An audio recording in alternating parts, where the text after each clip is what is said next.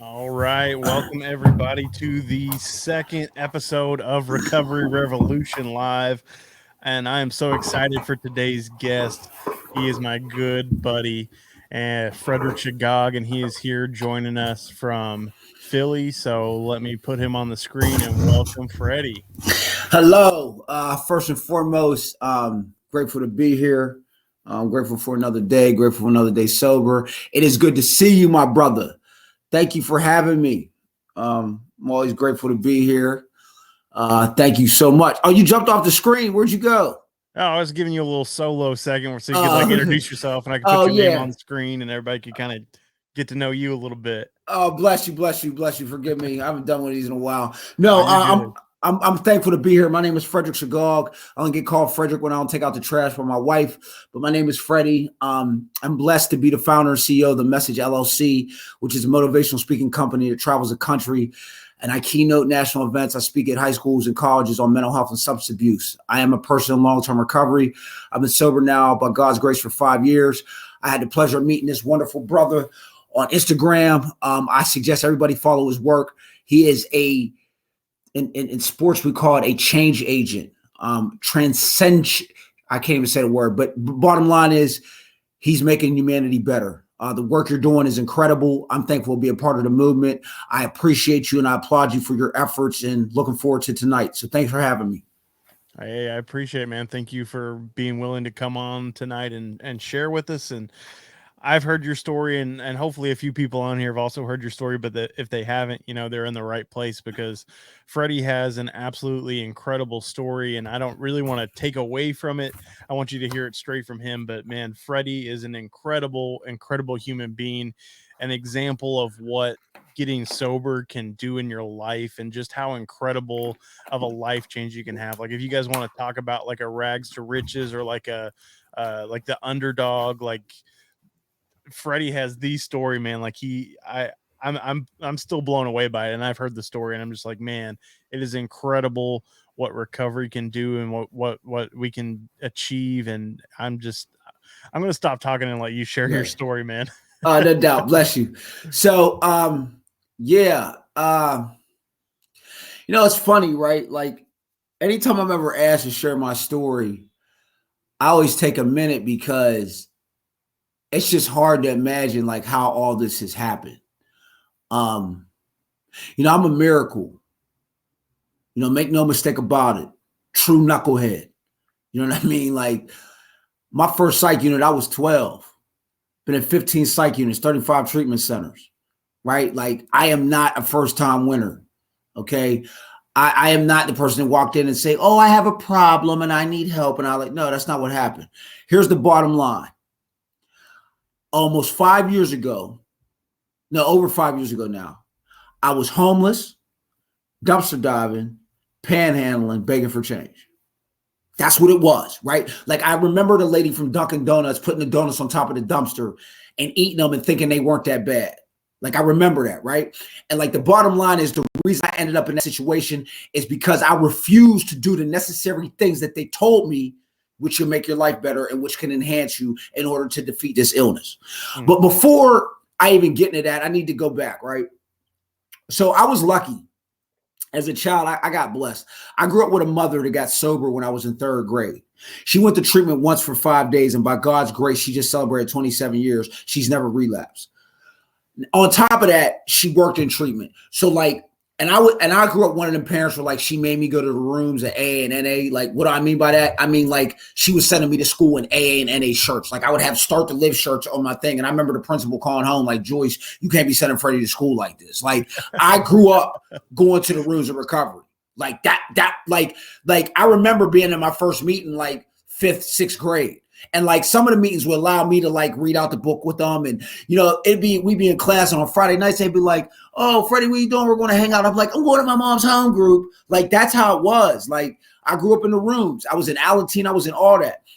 And then my mom worked in treatment. So like, kids would come to my house and they'd be like, let's play Sega Man. I'm like, all right, you want to listen to an AA speaker? And they look at me like, what? Like that's how I literally grew up. Like, my mom used to, God bless her, I love her to death.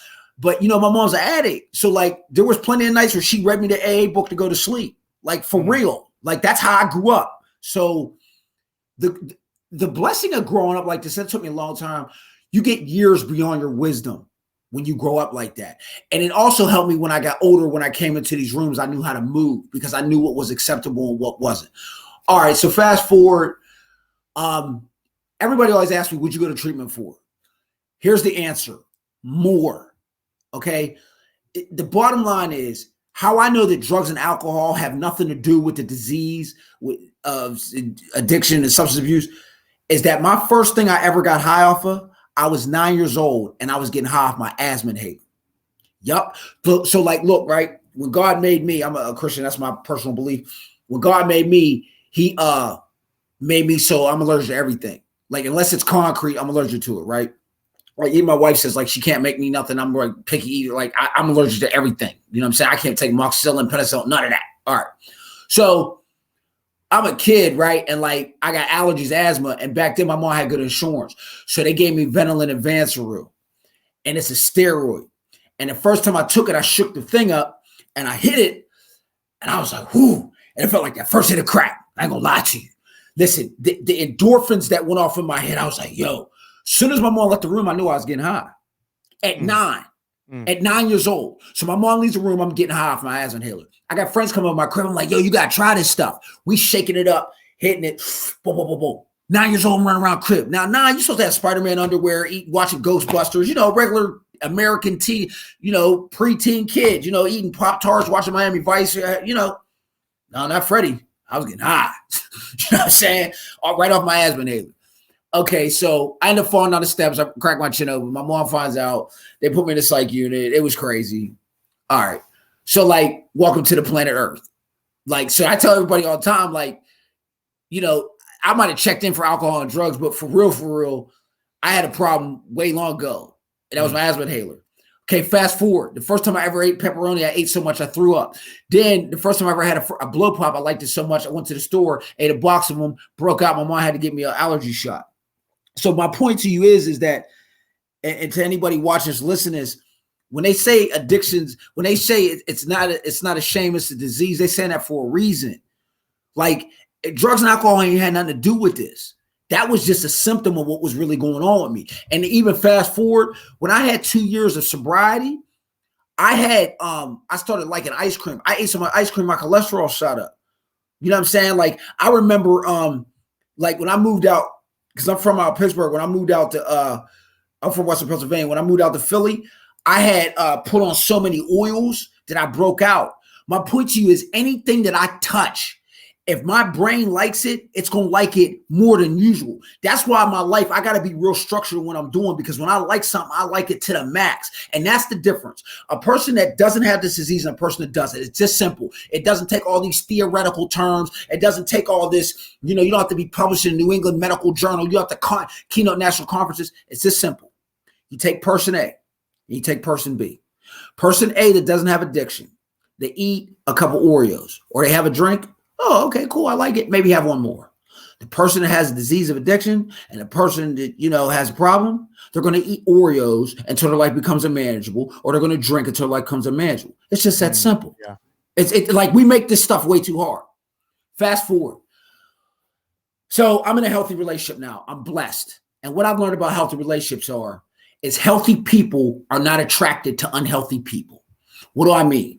All my relationships prior to this, ended in jail, arguments, theft, lying, cheating. Why? Because I had unspiritual written on my forehead, and that's what I attracted. Long story short, I was with somebody for a long time.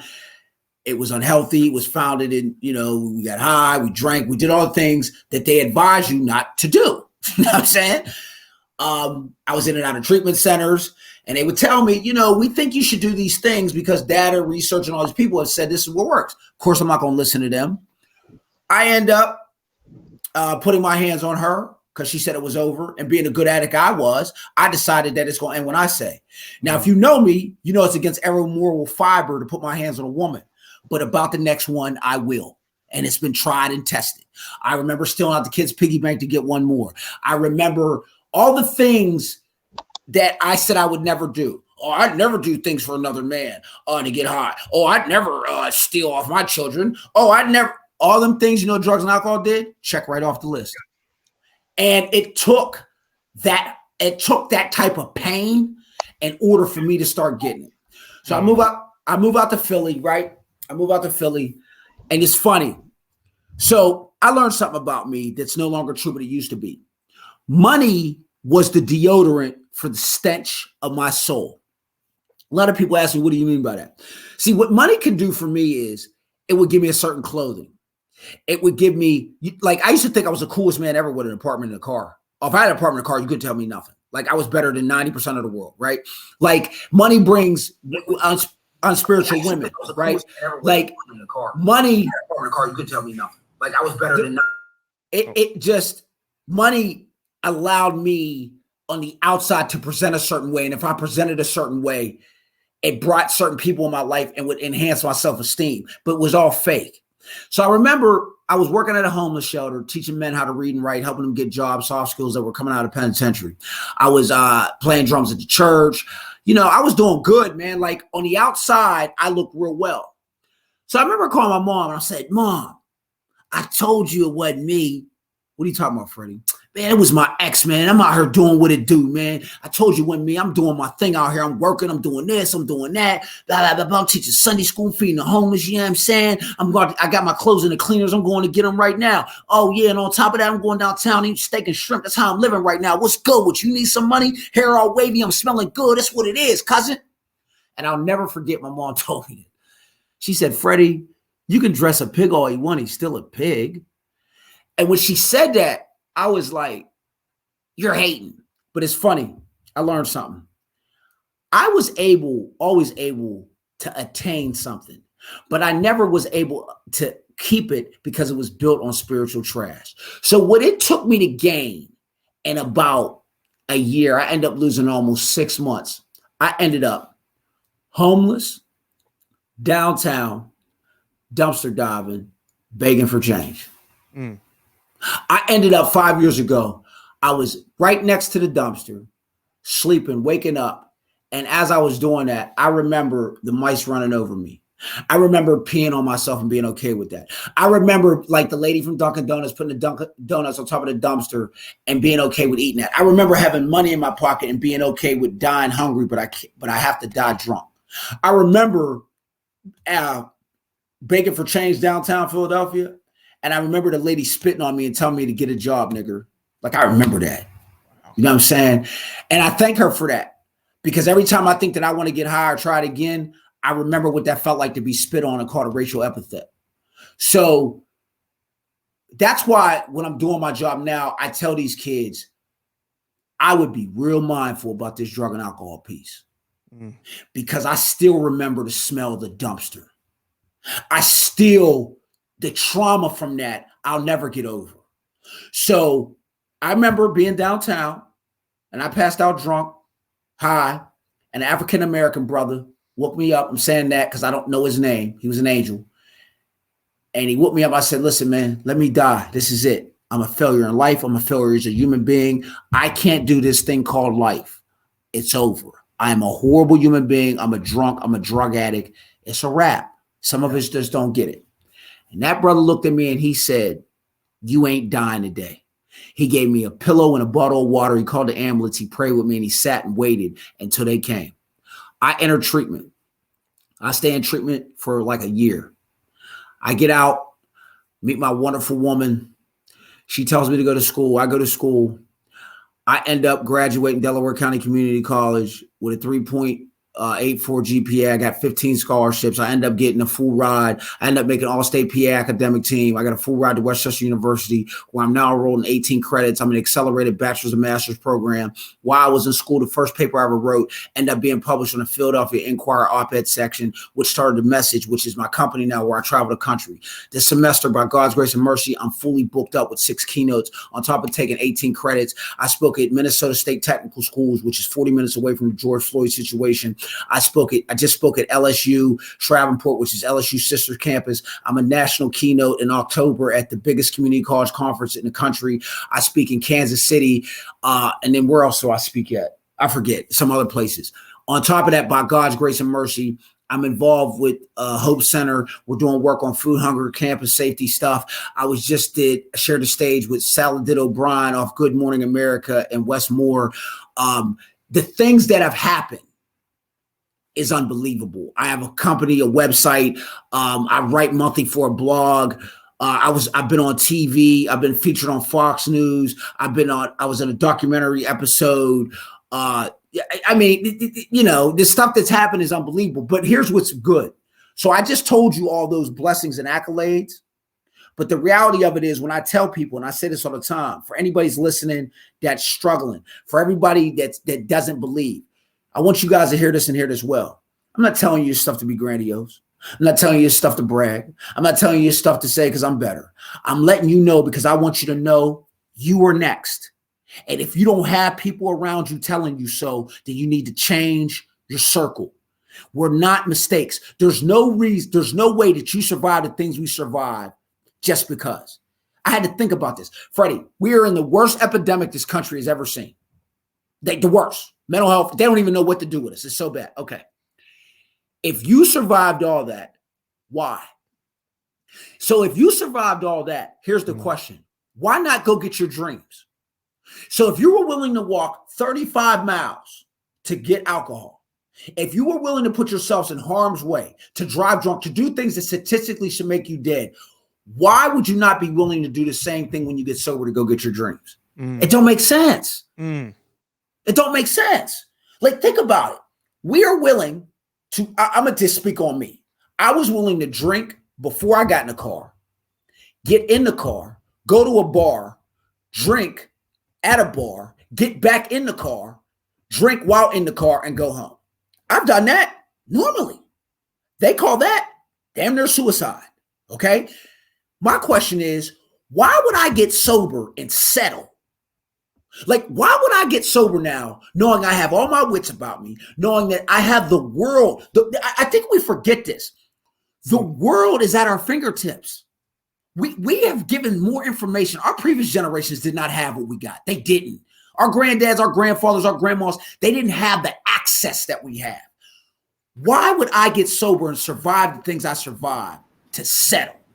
Yeah. My job now is to empower people to empower other people. And that's my story. Wow. Dude. Thank you, Freddy. Oh, man. Literally had to write a quote down, bro. I ain't playing.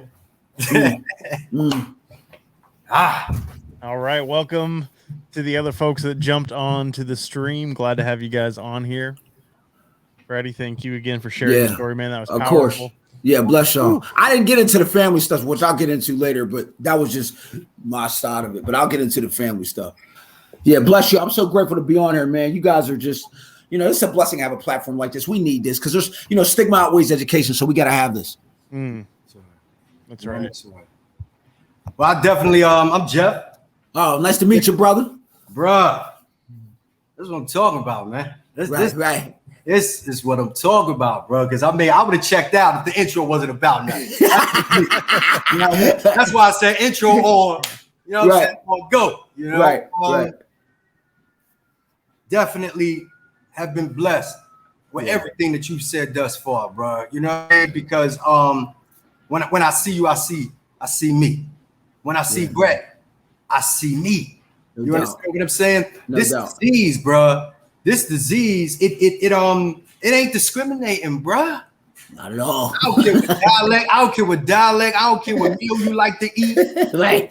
What toothpaste you use. I'm using these days. I used to use, you know what I mean? So disease gonna come no matter what. It don't discriminate, bruh. I'm learning that. Yeah. Okay. Right. But I just want to applaud you. I want to applaud you. I don't know anybody else's story, man, but and I really can't remember you and I, Brett, having a discussion as far as, your background, your upbringing, as far as your socioeconomic background. But, hearing a brother, that comes from the same socioeconomic background that I came from, right? That starts that. Nationality, I don't really care about nationality and ethnicity, man, because, seriously, I'm human. But you come from the socioeconomic background. So that's what speaks to me. You come from a situation where the culture in which you grew up with, it was dilapidated housing. You understand the story. And everything else that came with it. We ain't got to get into that. We know the story. Impoverished neighborhoods all throughout America suffer the same. No matter if you black, brown, yellow, green, or purple. We know this. But I applaud you because having come from a socioeconomic background like that and propelling yourself academically. I'm big on education. Propelling yourself academically and also getting it, bro. Message, Spike Lee, bro. Let's take it back. Message. Right. You got the message, bro. I am learning. This is, and I got to be honest, right? Because I'm the kind of person that I am, I never really have a problem speaking to a lot of people, right? Right. So I'm like seriously, I'm on my phone with a lot of people, and it's a blessing, right? But I will be honest, we are suffering even in recovery, bro. Yeah. You understand what I'm saying, bro? And it hurts me, bro. It hurts. It hurts me, bro. I only got a year and a couple of, I don't know what I got. Wait up. Congratulations. Thank you. Only a year. That's a year. Thank you. I should know better. I have a year, 1 month, and 6 days, right? Oh. Bro, I'm on the phone with people, that have years clean and telling me that it's like they hit a wall. You ever heard that? You ever heard that? Somebody that got 8 years clean, somebody got 11 years clean, and they hit a wall, and I'm like, respecting their experience. Babe, could you do me a favor, please, sweetie? Could you grab me a bottle of water? I appreciate it. Real quick, I just want to give a shout out to. I got my gallon to Jeffrey. I apologize. Yeah. Right here, we got Jeffrey on the live stream, and he is celebrating 5 years today. Ooh, congratulations, Jeffrey. That's yeah, that's my hand up for that. Yeah, that's not an accident. Congratulations. That's absolutely phenomenal. Salute to you. I hope you have your favorite meal and dessert tonight. Mine would be ice cream. No doubt, me too. Ice cream. Me but too. I mean, honestly, Freddie, man, I've been blessed by hearing what you have to say, man. But like what I'm learning is that, you know, we don't need to hit a wall, bro. No. Now I'm saying this for a reason, right? Because you can have a spiritual awakening inside of a spiritual awakening in order to level up. And I recently went through it, right? And I gotta be, thank you, sweetie. And I gotta be honest. I'm parched, y'all. I apologize 1 second. No, you're good. You're good. I had to learn when I speak online. I had to trust me. I get it. Yeah, I get it. I know. And then when I did, I still didn't. But yeah. So you know, okay. I was addicted to crack cocaine for 32 years. All right. Right? My story is that I happened to use recovery models to get me sober. Something happened. God bless me. You know, got an indie publishing company. The little book is okay. The little book is out. Listen. It ain't about that. It's about what's about to happen. Even with the love that God has blessed me with like people saying, hey, your story, you know, it resonates with my heart, right? I don't care if it was just one person. It's a couple more than just one person. Right. But even if it was just one person, that touches me. You understand what I'm saying? Absolutely. But it got, Freddie, listen. It got to a point, and it's only been out, my company's only been around for 4 months, but I recently went through something it started about a month and a half ago, and it recently stopped. And what that was is me doubting whether I belonged here. Even at 100, bro. Even with, you know, like I said, at least one person saying your words touched me, I still doubted that I belonged here. And what I mean by here is here, because I'm here every day from now on. That's my thought, right? Right. And I like what you said as far as how hard you went, because I keeps it 100. Where we from, we keep it 100. Right. I was smoking crack, bro. 12 be across the street, police be across the street. My pipe is in the air. I don't want to do the little, you know, graphics and whatnot. My pipe be in the air, and I be smoking with cops across the street. You go chase me. I just got a charge. I'm gone. I don't care. You know what I'm saying? Right. Yeah. So I was that flagrant with my addiction. Right. I used out loud. Right. Recovering out loud now. You know? I like that. Bro, they know like me. That. Yeah. I used out loud, bro. Right. So I'm choosing to recover out loud. Right. And when I used literally until my body gave out. I didn't drink, I didn't smoke. Like literally. Anything but crack. I didn't eat food. Not even water.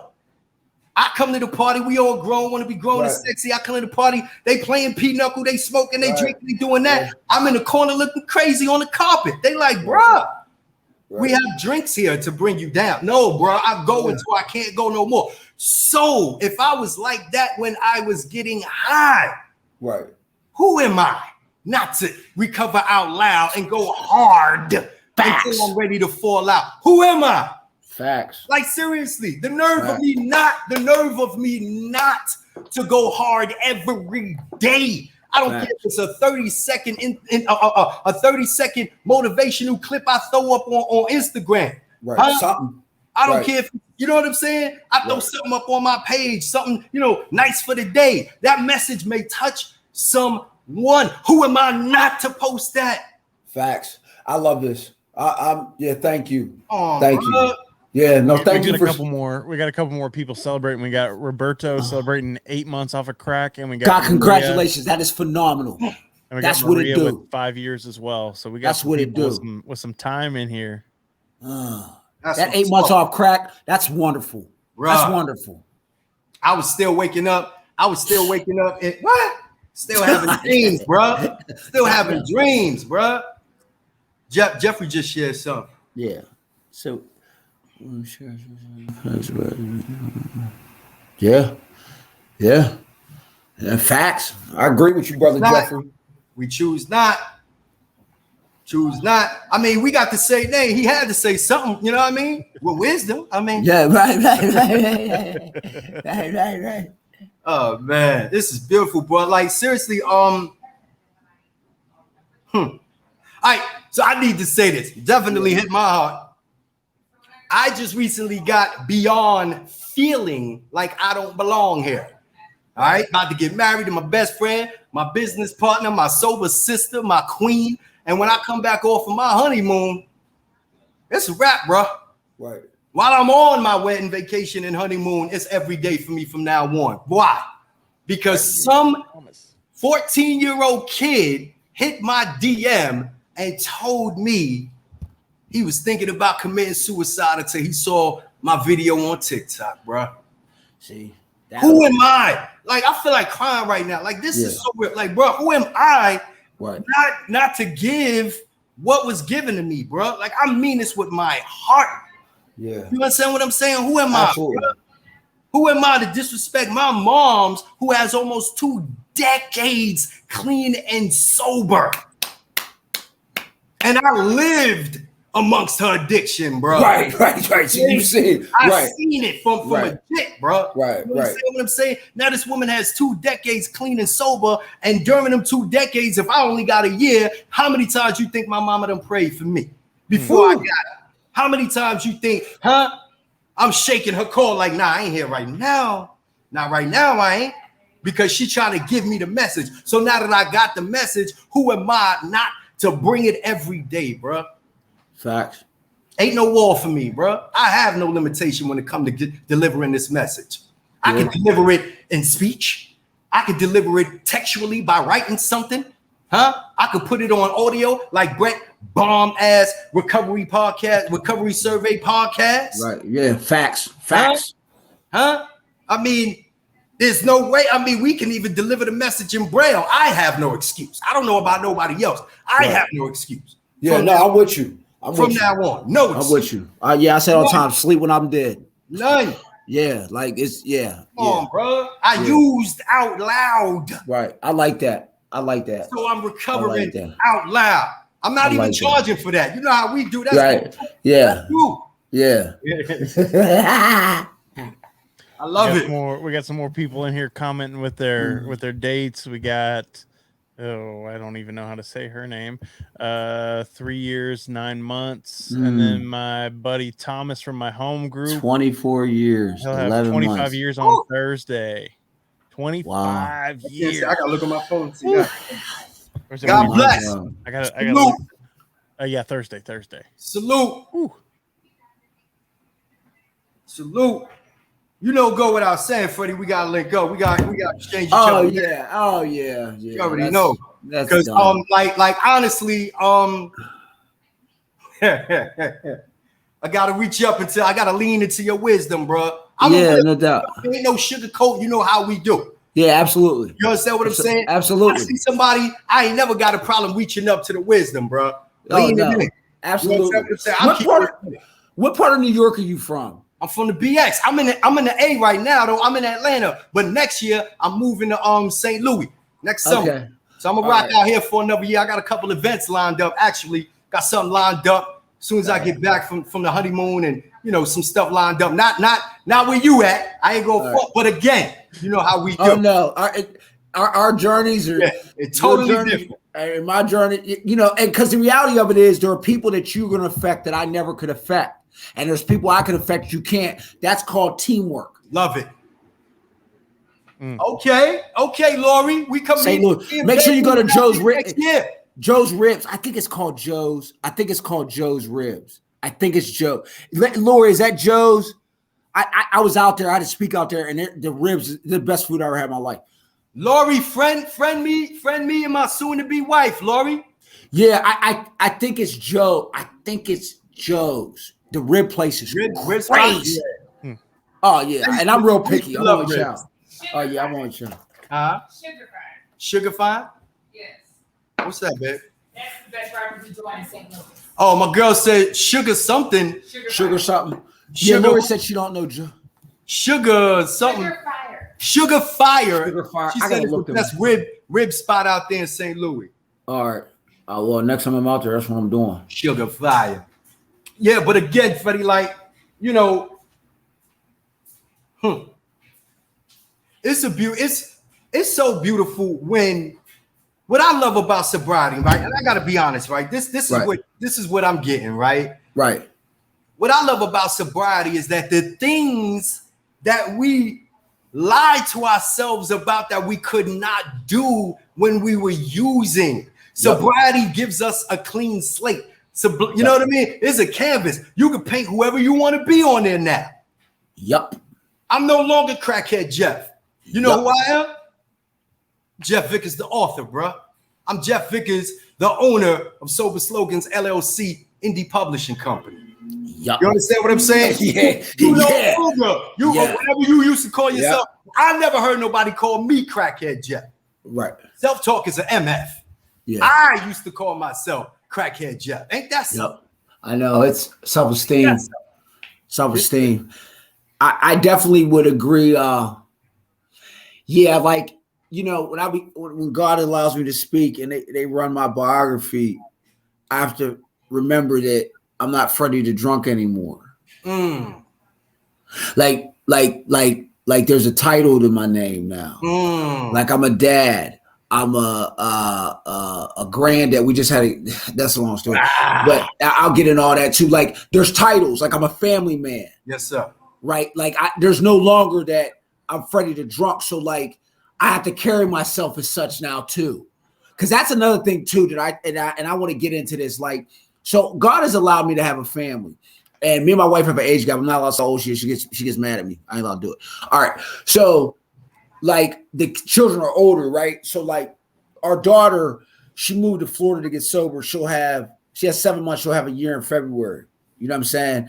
We're really now a family in recovery. My wife she'll have 7 years of recovery in February. And by God's grace, she'll graduate with her master's in May. And I graduate in May with my bachelor's. I'm going to get my master's. My point is, we've been able to do all this. And we have a family in recovery, and our oldest son just had a baby, so we're grandparents now. But the only reason we've been able to live like this and do all this is because we've had each other to support each other about sobriety. And what do I mean by that? I mean, like, we do work on our relationship. That's right. Right? So, like, let me give you an example. We'll sit down every once in a while. I don't know how much we do it, but we do it to where we tell us 10 good things about yourself and 10 things you need to work on. And you can't come back with, you got to shut up. You got to shut up and you got to listen. I'm in therapy. She's in therapy. I take psych meds. She takes psych meds. Like the reason my house is able to run efficiently is because we're not using, but also because we're putting in work. Come on. Work. And that work looks like journaling, therapy, meetings, working out. Like my wife just lost almost 80 pounds, right? Like eating healthy. Like, you know what I'm saying? Like these are all things that when I was getting high, it's almost 2 lives in one. One life was get high, act silly, do what I want. The next life was welcome to being a grown human that's going to help humanity. Period. Man up. Yeah, it's been a journey, man. And I got to be honest too. I'm going to be real about this. The longer I'm sober and the more God is allowing me to reach different levels, the more I'm seeing at the institutions in this country that's broken. And you know what I'm realizing? Who is going to help it get better if it ain't for the people that used to be broken? Like I feel like we are obligated. Like we went through all that stuff. We have no choice but to make sure we're serving the youth. We have no choice but to make sure we're feeding the homeless. We have no choice but to make sure we're available. Like mentorship is just a part of the rest of my life. Period. That's it. It's like drinking this water. It's not even like who else gonna care for the people that smell and hungry and nobody cares about them? The throwaways in society. It's on us.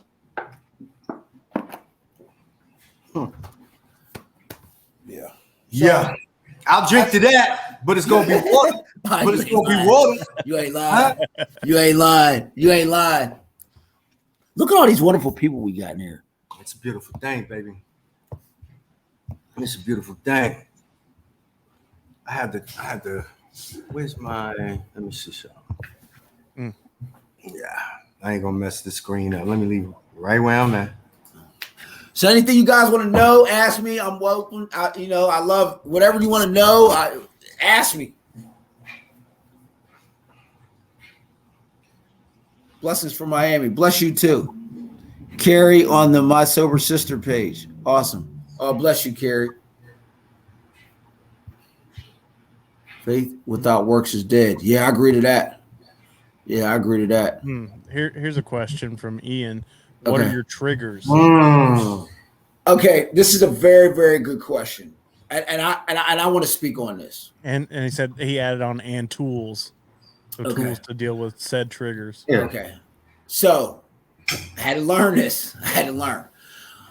I learned that my mental health is a trigger, untreated.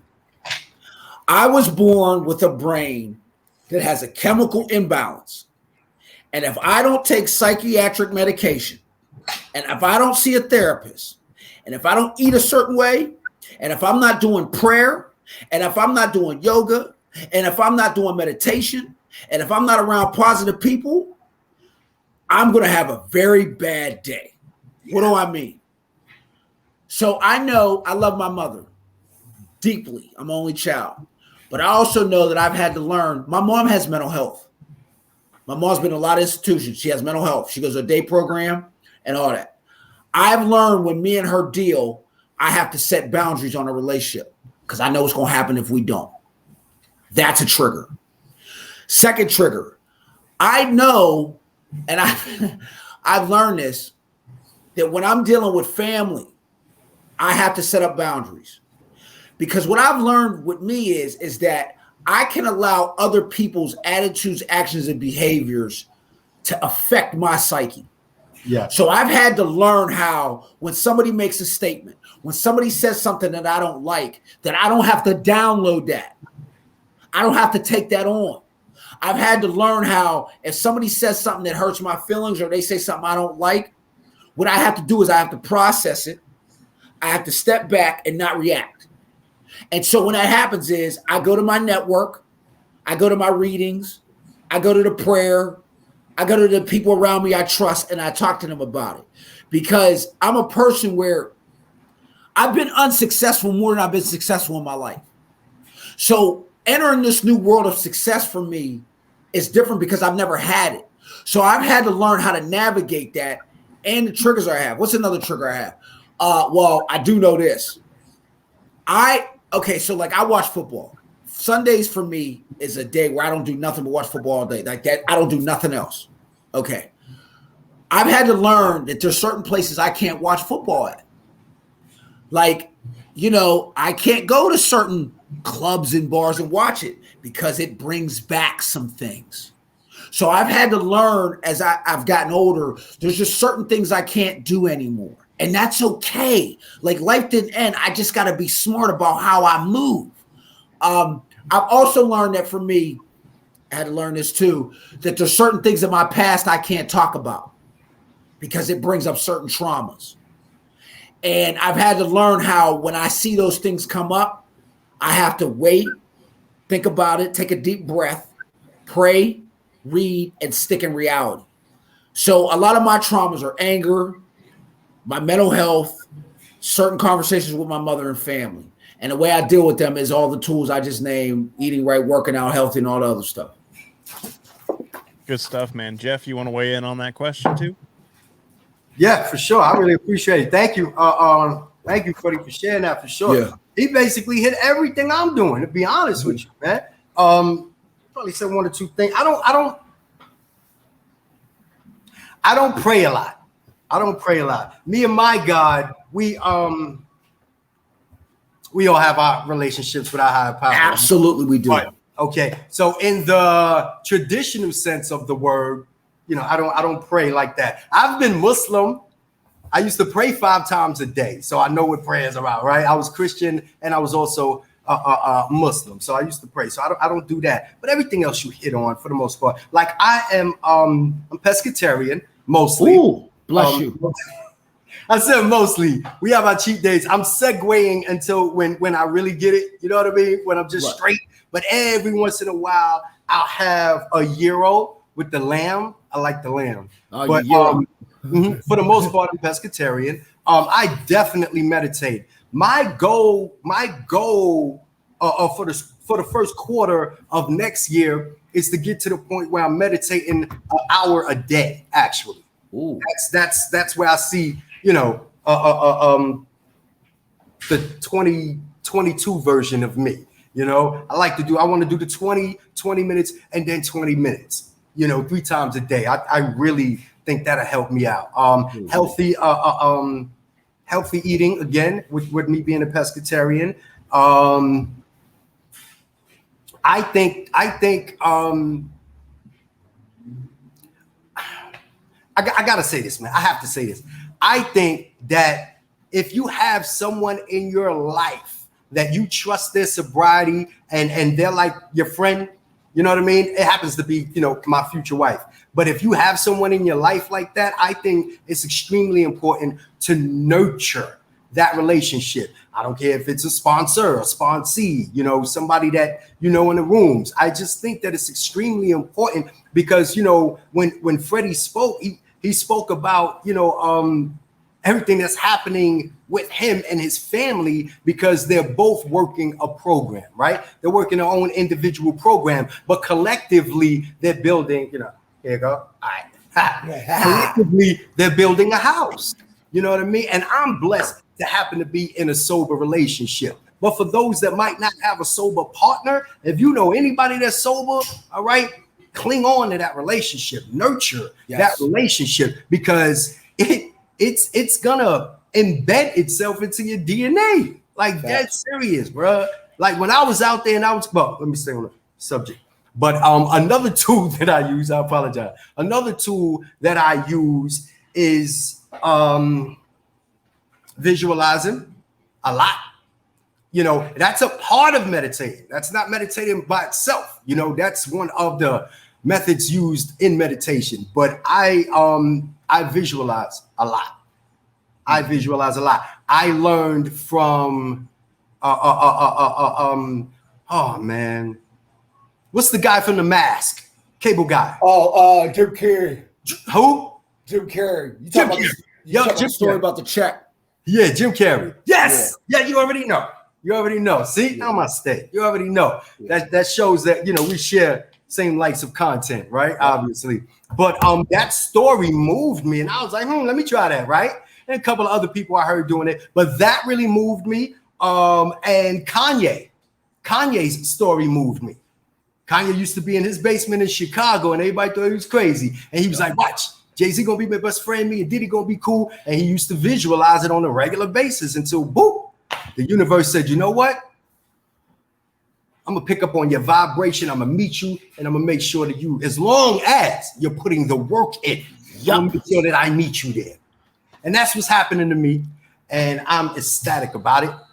Sarah just said, thank you for sharing that, brother. Bless you. Sarah said something. I want to share this story real quick.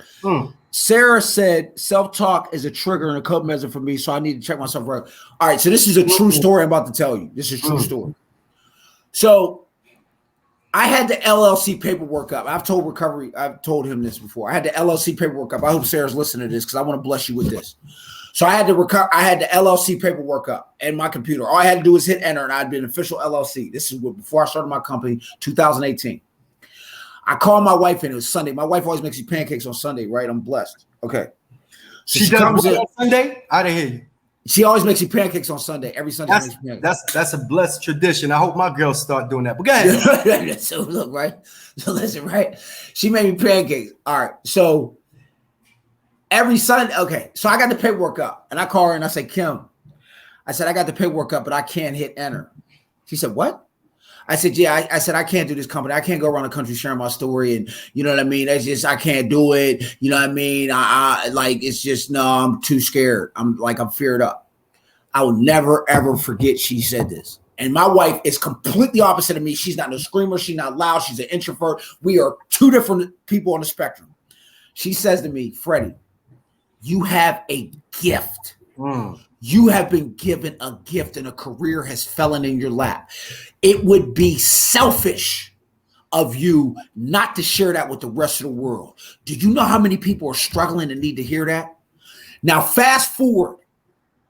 This is true story. I get my business cards like a couple months later, and I'm going around handing them out and say, yeah, I'm trying to be a motivational speaker. My therapist had heard me say that when I was talking to her, and she said to me, don't ever say you're trying. I need you to say that you are a motivational speaker, because the reality of it is that's who you are. Now, listen, fast forward, just what was it like last week? I'm coming off on my first trip. I went to LS. No, it wasn't my first trip, but I got blessed. I went to LSU to speak. Mm-hmm. I'm getting off the plane right now. They blessed me. It was most money I've ever made. All that, they pay for everything. I'm getting off the plane, and I arrived. I go get my first rental car I ever had. They gave me a little Chevrolet Spark, whatever. And I get to the hotel, and I'm standing in the hotel, and I had a top floor, and I'm looking at the city, and I'm thinking to myself, damn, like I almost let fear stop me from looking at this view. I almost let fear stop me from traveling the country, helping other people. That's how powerful fear is. So my point to you, Sarah, and anybody on here, do be mindful about what you say you are. Be mindful about what you say is possible. Be mindful, because nobody, and I had to learn this, nobody's standards should be higher than my own. Ooh. Nobody. Ooh. Nobody should be telling me what's possible. Nobody should be saying my standards for my life. Nobody got higher than me. And after I tasted this once, man, I'm telling you, I walk in that airport, man, ain't no feeling. Man, I'm telling you, when I get off that airplane and I'm standing on that stage in front of a crowd of students that's really, they listening and really hoping it, like, man, I hope Freddie can help me. Ain't no feeling, man. So don't ever tell yourself what you're capable of. We don't know what's within us until we do it. True story. Limitless. Thank you, Ian. Limitless. Yeah, and we got another question from Ian a few minutes ago. Let me put it up here on the screen. It says, did you experience a spiritual awakening in detox or anywhere else that brought you to recovery? And thank you again for sharing. Yup. That's my story too. Yup. You go ahead and share yours. I'll share mine I'll share mine after you. Go ahead. So August 14th, 2020 is the last time I got high. I tried to commit suicide, and somebody, saved me. Right. They brought me over to the motel where I was staying at, and basically I couldn't even get up the steps, so I had to sit on the steps. They called EMT workers, and they filled me up, because I was, like I said, when I get high, I don't eat, I don't drink, and I was doing that, for like 2 days. So I was severely dehydrated. They had to put fluids in me. And from there, I went to Grady Hospital to the psych unit, which is on the 13th floor. And I like to say that, that was a lucky day for me being on the 13th floor, because they say the 13 is supposed to be an unlucky number, right? And while I was on the psych unit, that's when I had my spiritual awakening. And when I left there, I started my journey of recovery, and I haven't looked back. So yeah, it wasn't in detox or a treatment facility, but it was in a straight up psych unit. And how crazy is it that I went to a psych unit and I got sane, right? I had that awakening, boy. I ain't turned back since. I'm woke. So that's my experience. What's up, Freddie? Chime in. So here's how mine went. I'm in the basement of a treatment facility. And I got to this treatment facility, and this time I didn't have, nice shoes and, non-alcohol mouthwash. Because when I go to treatment, I look for a female, because I don't go there to get well. Like, that's not what I do. So, I usually have a certain gear because I'm trying to attract a female. So I get in the basement, and this time, addiction has taken over to where I'm in the basement, and I have no clothing, and I have no shoes when I arrive to treatment. So I had to go through the clothing bin that they had. So I'm going through the clothing bin, And I'll never forget, I looked at the guy and he said, "You gonna pick out underwear?" And I said, "Excuse me?" And then it hit me that I'm in the basement of a treatment facility and I'm going through the underwear and I'm picking out the ones that aren't stained. And I remember leaving that and getting on the phone with my mom. And my mom said to me, I called her, I said, "Mom, listen, I'm really going to change this time. I'm done." And she said, "Freddie, I hope I didn't get sober to bury you because I will." Mm. And when she said that, I don't know what, I feel like God in that moment, he just flipped a switch and I just got hungry. And I said, "This disease ain't killing me." And I don't know what happened. I can't explain it. But from that day forward, I ain't never looked back. Like from that day forward, it was like my mom quit on me. And I'm only child. Like you hope you ain't got to, like you're willing to bury me? Oh, you got me fucked up. Yeah. Something changed. Yeah, not me. Yeah. Okay. Yeah. And now when I talk to mom, it's different. That was mine. I guess I could share mine too. I feel like I've been kind of quiet in the Absolutely. Talk, brother. You're a change agent, business savvy mind. Let's do it. Yeah, so my detox story is a little different from both of y'all's. Mine, I detoxed in county jail, which was quite the experience. Yeah, that's real. Yeah. That was the first time I had ever detoxed because I'd gotten to the point in my life where I was trying to get away from meth and I was still using just enough that I didn't have any kind of like withdrawal or any kind of like negative effects, but I had replaced that with alcohol. And I don't know, I was in like 2-3 weeks into my own like program that I was trying to come up with because I hadn't found the rooms yet.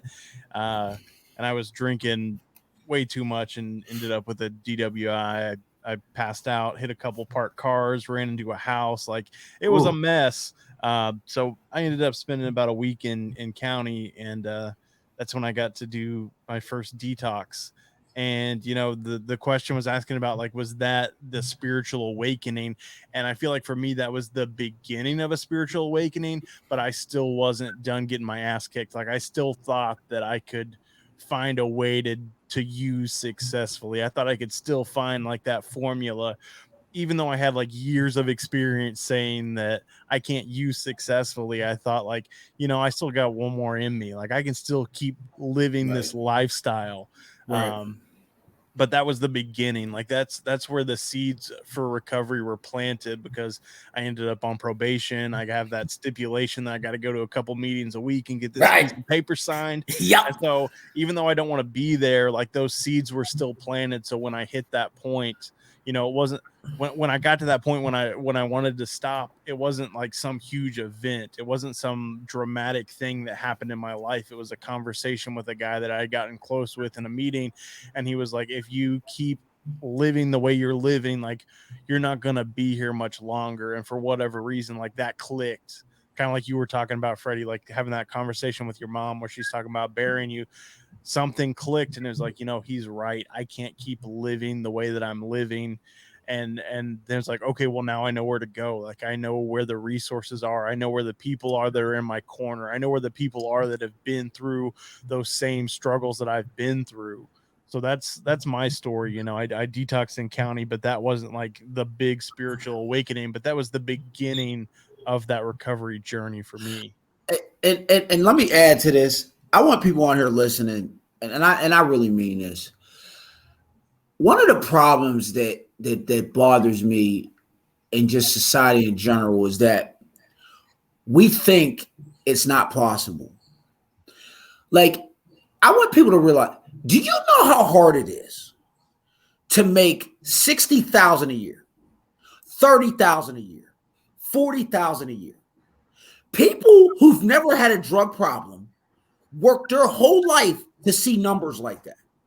People who've never had a drug problem go through everything just to have a house and cut their grass. We are people, and I don't have the data, but I have the life experience. We literally trash our lives completely. And within months, we got all that shit back. I've seen stories. I've seen women who have lost their children through the state. They now are lawyers and they've adopted other children along with getting their own kids back. I've seen situations with people that have lost arms, legs, have been through some of the worst abuse and things. And when they got sober, they now have a village of people and all they do is help people. Mm-hmm. So my point is, I think we don't realize how powerful this life is. In 50 years, right? Like, okay, so they talk about Vietnam now. They talk about all this stuff and the drug. In a 50 to 100 years, our kids are going to be watching Netflix or they're going to be watching something. And they're going to talk about the opioid epidemic and they're going to talk about the mental health epidemic. Do you realize that the people getting sober and the people going through this now, we're living in history? So my point is getting sober is like the best blessing you could ever get. You literally get to restart your life. You get to be anything you want. There is no trajectory on what you can do. And anybody that thinks differently, because we look up and say, oh, he's a judge or he this or they got kids.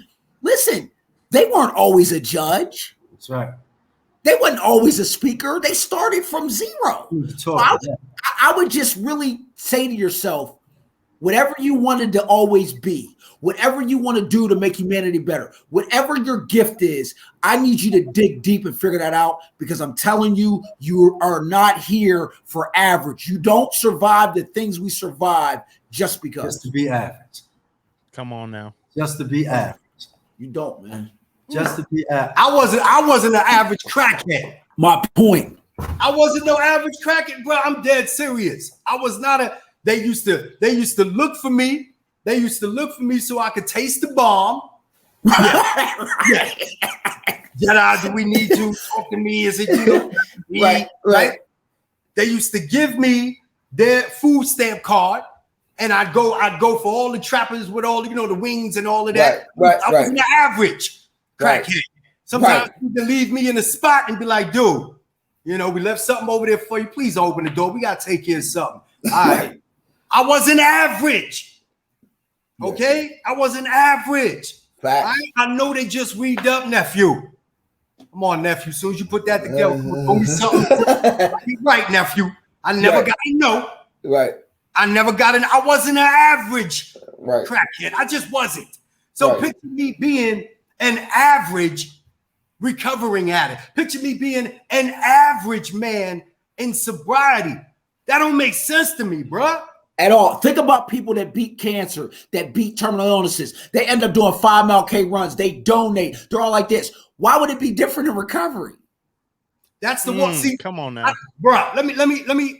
And I'm gonna say this. And I just don't. I don't hold no punches. Right. Okay. And I hope I don't hurt nobody's feelings. Right. And I honestly, and I say this with love, bro. I never come at people sideways, bro. I say it with love, right? If you say that you sober and your life ain't changed, you lying. Absolutely. I said what absolutely. If you say you sober and your life ain't changed, you lying. Facts. Now, I'm not saying your life in one, you know what I'm saying? Your life, knock it off. But your life is supposed to change, because if you have changed, you are a new person. Yep. I like to use that analogy because it's so damn real. Yep. You have a clean slate. August 14th, 2020. I was crackhead Jeff. August 15, 2020. I wasn't crackhead Jeff no more, bro. No doubt. I ain't been crackhead Jeff since August 14, 2020. Right. I ain't got time for games.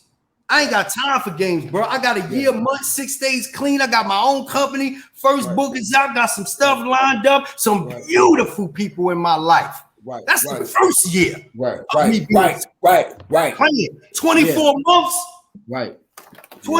months. What? I got to get in your face with that. What? Yeah. 24 months? Imagine where I'm going to be in 24 months. As close as wherever I want to be as possible. Yup. Because we design we. You All right? For those who believe in God, I'm not taking him out the equation. I believe in God as well. But even with all the tools that God has given us, if we ain't getting off our ass to put that work in, we gonna be hungry. All day. Forget technology, forget society, bring it back to the basics. Food, all day. clothing, shelter. You had to put the work in. Nothing all day. My mom used to tell me, when I was a kid, my mom used to be like, well, I know you'll always work hard. I was like, why? She's like, you like nice shit. All right. You know what I mean? And I know me, my taste of high. I got a certain standard of living. I know look, it is what it is. You know what I'm saying? Like, and when I learned this, when I became a mentor, granddad, dad, husband, there's expectations now. Indeed. I am expected to produce. Indeed. And guess what? Being a leader of my tribe, that means that they're looking at my behavior. They're looking at, because I'm the set the tone. So if I'm sitting back, settling and being cool, then I shouldn't be mad when my wife gained 300 pounds. Ooh. I shouldn't be mad when my daughter's out here doing dumb stuff. I shouldn't be mad, because obviously what I'm telling them is just be cool. Just be regular. Come on, man. It's real. It's real. Just be regular. Y'all got me hyped. Just be regular. Yeah. Where they I forgot the first person I heard use this as a part of the example, and not to gross anybody out, please, ladies. Right. All right. Right. Okay. But even the ladies, we were all spermatozoa, right? Right. Need I go on? Right. Did we not win the race? Literally, the upward race. And we penetrated that, right? We penetrated, what is it, the ovum or whatever? But y'all know how it is biologically, right? But what I'm saying is we proved that we were champions when we penetrated the egg. Instead of all the other competition around us. For whatever reason, his tail wasn't wagging like it was supposed to be. The stream was coming in a certain way, but they all got knocked out. I made it in. I made it in through the door in order for me to start the journey of life. I'm a winner from day one. Yep. Every human being on this planet. Like I heard somebody say, I forgot who.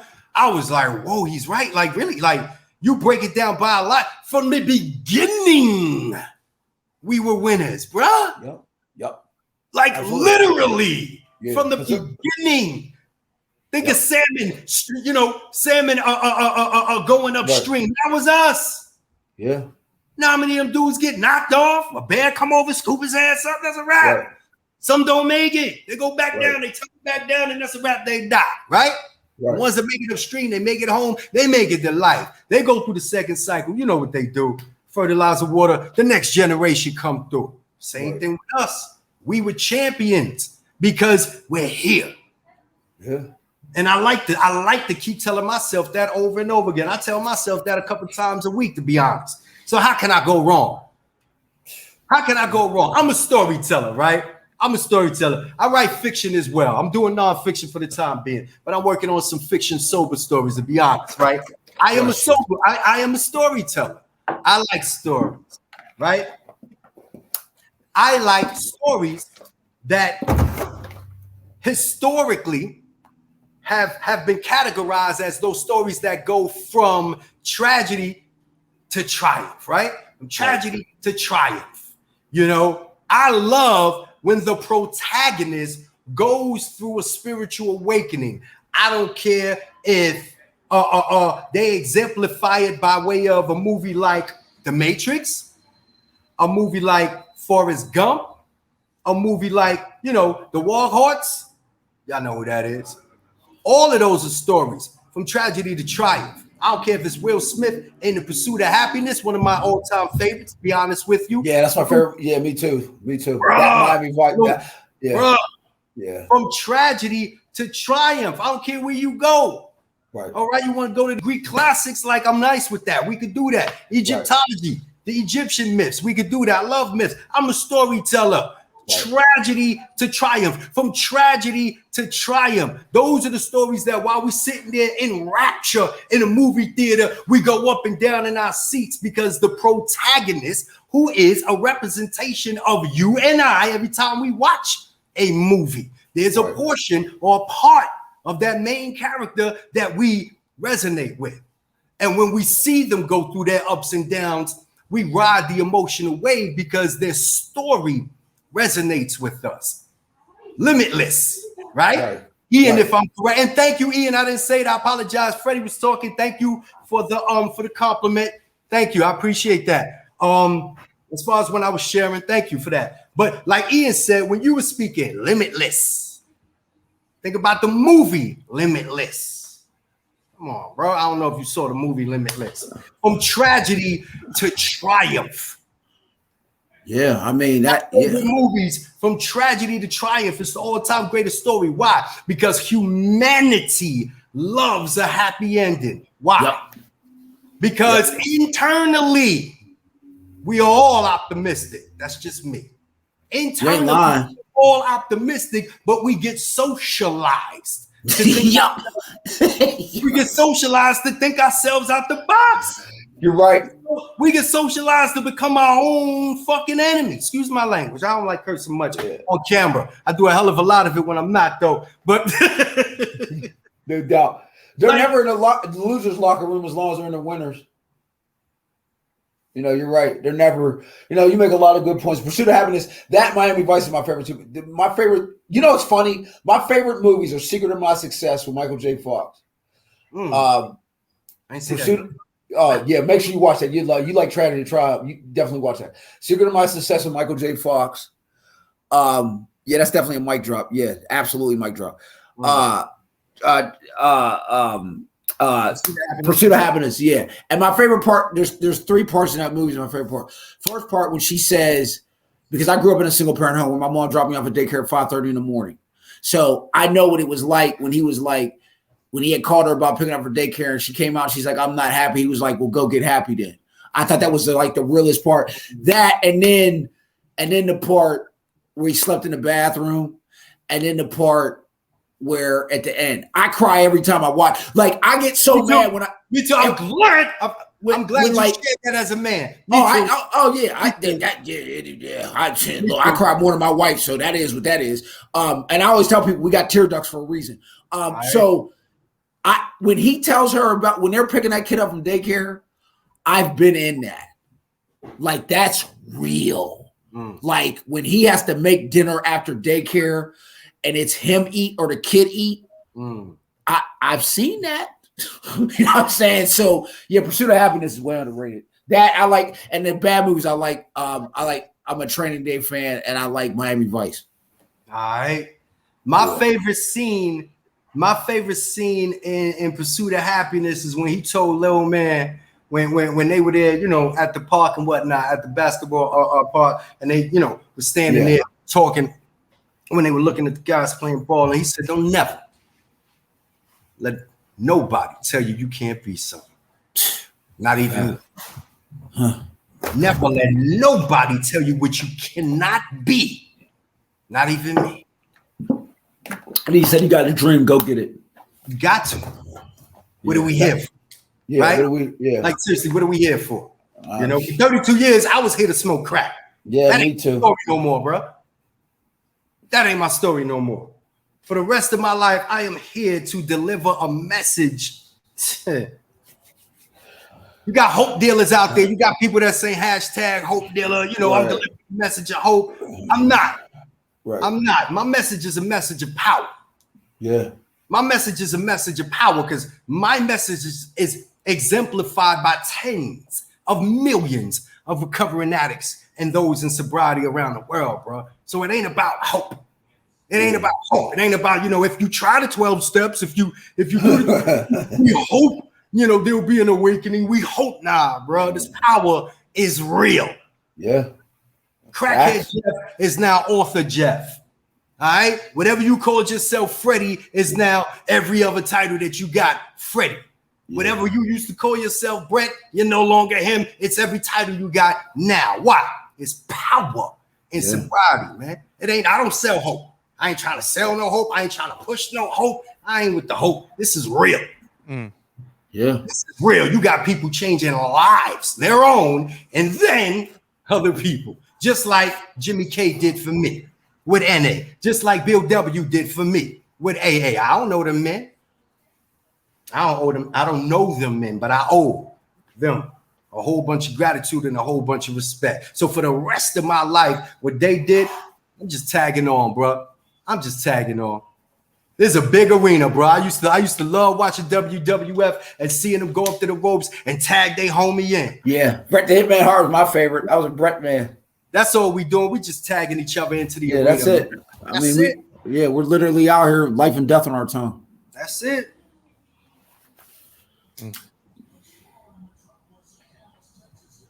Good stuff, guys. Hey, people that are watching live, do you guys have any other questions for either Freddie or Jeff or all three of us? If you do, put them in the comments, and we'll answer those for you guys.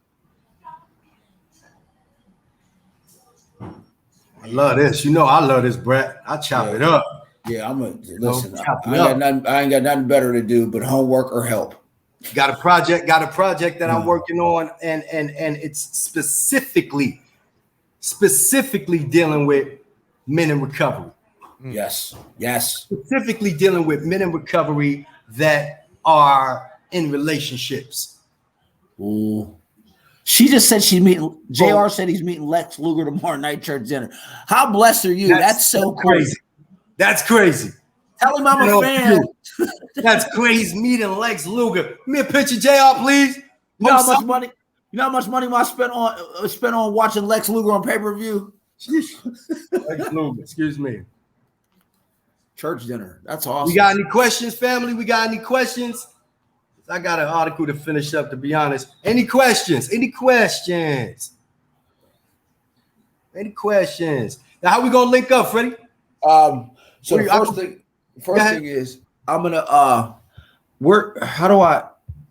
can I text here? Here's what I'm gonna do. We got a private chat right here, right? Only me, you, and Brett can see that, right? Right, Brett? Private chat. Correct. All right, bet. All right.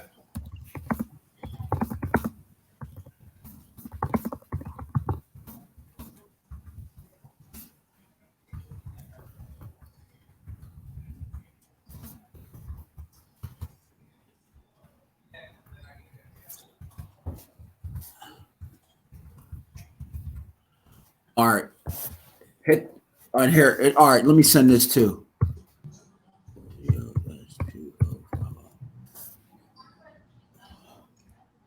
Yeah. Right. Yeah, got you. I'm on that. We ain't gonna talk about that. All right, we got one question that just came in from Bradley Higgins. He asks, what is the best advice you can give a new recovering addict? All right. So first thing I'm gonna say is I learned this. I can get more cars, I can get more houses, I can make more money, I can get more titles, I can get degrees. There's one thing I can't get back: time. I wasted 20 to almost 30 years of time messing my life up. You've been given a second chance. Don't waste time. Every day when you wake up should be about getting at this. Period. Good stuff. Good stuff. I appreciate hearing that 100%. What I like to say to that is, and that's a great question, honestly. That's an absolutely great question. What I like to say is that it's a day-by-day journey at first. It's a day-by-day journey 5 years down the line. And it's also a day-by-day journey 20 years down the line.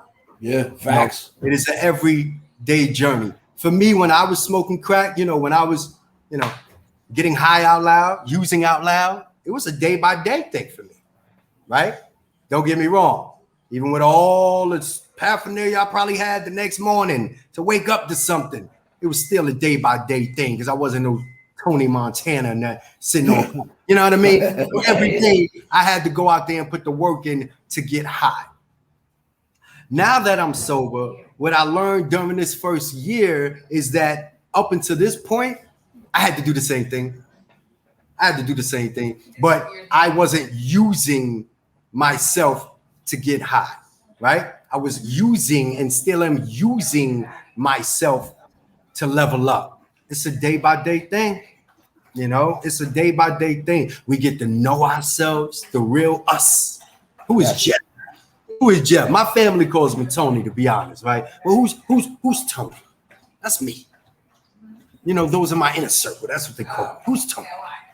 I get to know Tony, me. I get to know me, the real me, because as each day goes by, that's what I'm working toward.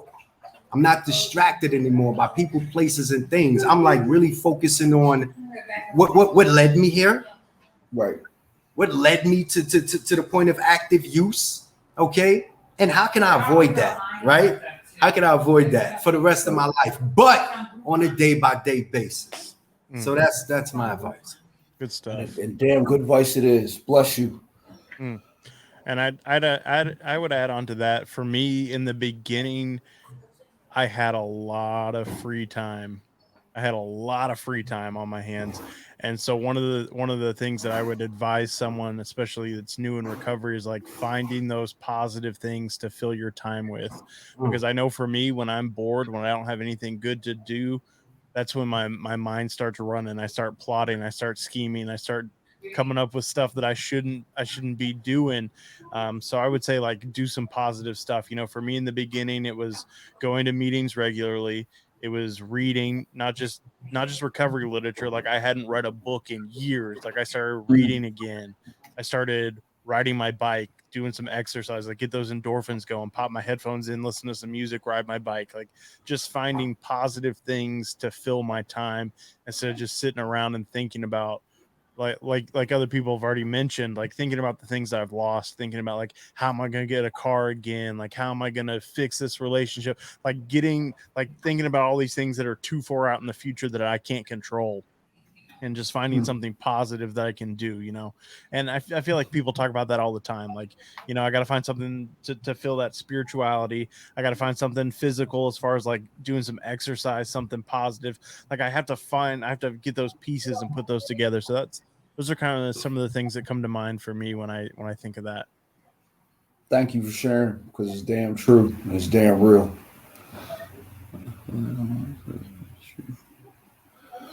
We got another question from Heather. She says, 4/1/2020 in AA, I feel like the only crackhead recovering. This is truth. Appreciate the honesty. Are you all in NA? So Yeah. I mean, yeah. Well, Freddy. Yeah, I mean, so when people ask me like what program I'm in, and it's simple for me, I'm in any program that's positive, spiritual, and going to keep me healthy. Like I don't, you know, like I didn't use one drug, so I don't recover with one thing. I like that. I like that. I like that. I'm right there with you, to be honest, you know, 100%, you know, because my drug of choice was crack cocaine. But the first meeting I ever went to was AA, and I had to go to AA because I was mandated on parole, you know, because I had a drug beef. So for 2 years I went to AA, you know. It didn't help at the time. I didn't let it help me, right? But No doubt. you know, like today, I surround myself, and I'm just being honest. And when I say surround myself, I mean like literally. If I'm in my house, I am always around some kind of content that's keeping me focused. You know what I mean? Right. Some kind of content that's keeping me focused. That's just for me. You know, I love this, man. Like you don't even understand. Like I love this. When we can come together. What do they say? When two or more addicts, right? Yeah. When two or more addicts come together, you know, it's a meeting. Yeah. You know, I don't know if that's AA or NA, you know, but I started off first 2 years, I had to for parole, even though I violated with AA. And then, you know, I found out about NA. I'm like, wow, you know. But today, to be quite honest, I don't mean to say this the wrong way. I don't limit myself. Yeah. You know, I don't limit myself to resources. I just don't. To me, it just doesn't make sense. It's just too much information out there that's gonna help me become a better me, for me to say, "Ooh, I don't rock with the big book." You know, I read the big book, but I don't read NA. You know, I only read the big book and I read NA book, I read the AA book, but I don't read, no literature outside that. I don't, if anybody, a book and, or heard about, Simon Chappelle got a nice book out. He's a sober author, right? Oh, no, it's not NA. He wrote his own book, so I'm not doing that. Oh, he got a YouTube channel, but that ain't NA, and that don't make sense to me.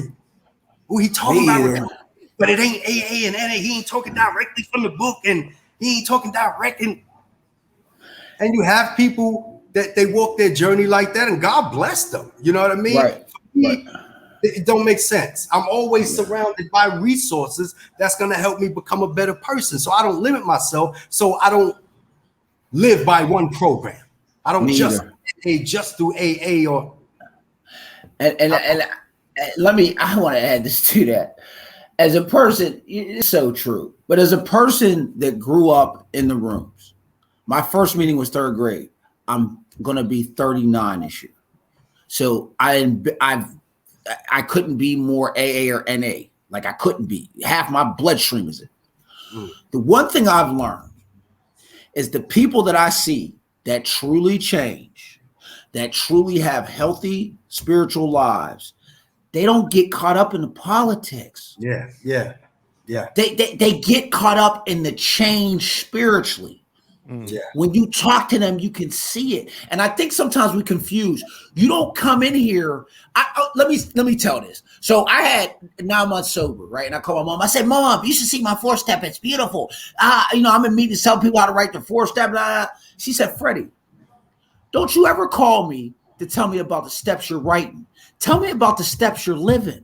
If I want to know how good your recovery is, I'll call Kim and ask her.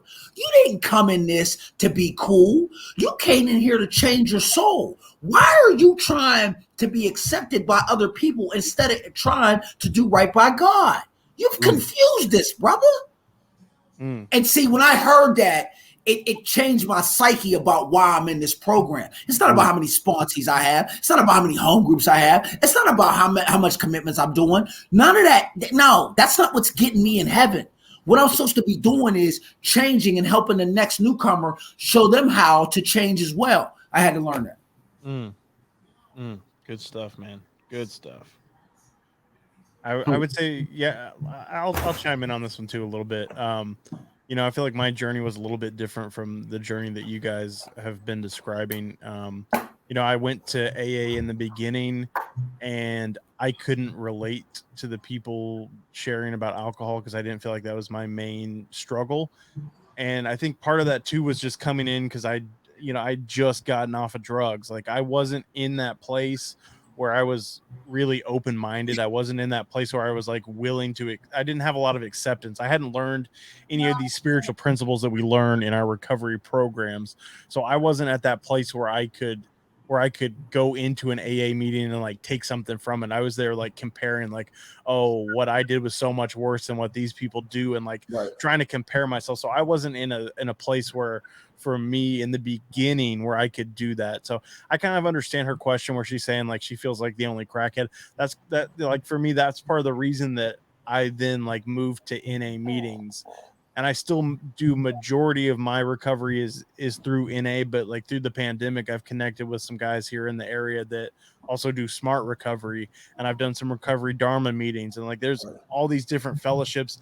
And now that I have a little bit of time, and I've learned some spiritual principles, and like I can see things with a more clearly. I have an open mind. I can like take things from other programs. I can see what it's about. In the beginning, it was all like, I'm not that, like, I don't know exactly how to say it, but like in the beginning, I couldn't do that. And like today, with almost 7 years, like I can pick things from other programs, and I can get a message from other programs. Like it doesn't matter what it is. I could go to like a Gamblers Anonymous meeting, and I could get something out of that.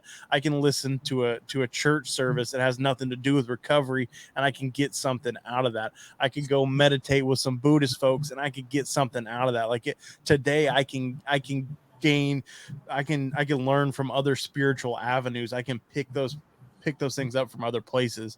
So I totally relate to the question. And, I struggled with that in the beginning, but I can say, like, for me today, like I can grow in any place where people are trying to better themselves.